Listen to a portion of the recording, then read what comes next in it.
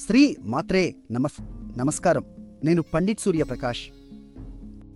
ఈరోజు 27 మే 2026 బుధవారం సింహ రాశివారికి కెరీర్లో ఒక శుభమైన యోగం ఏర్పడుతోంది.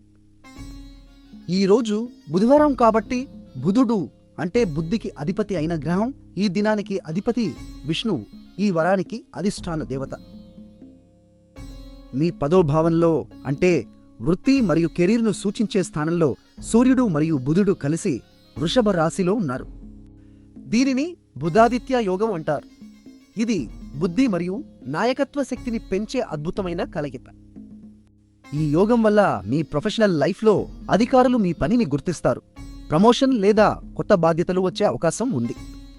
ముఖ్యంగా ప్రెజెంటేషన్లు, మీటింగ్లు, ఇంటర్వ్యూలు ఉన్నవారికి ఈరోజు అనుకూలం, కానీ జాగ్రత్త కూడా అవసరం.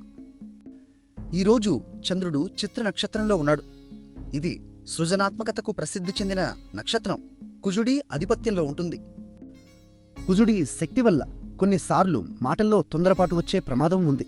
ఆఫీస్లో వాదనలు పెట్టకుండా ఉండండి.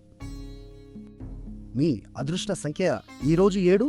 బంగారు రంగు ధరిస్తే సూర్యుడి కృప మరింత బలపడుతుంది.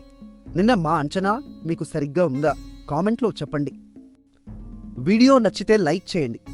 మీ కుటుంబ సభ్యులకు షేర్ చేయండి. మా ఛానల్ను సబ్స్క్రైబ్ చేయండి.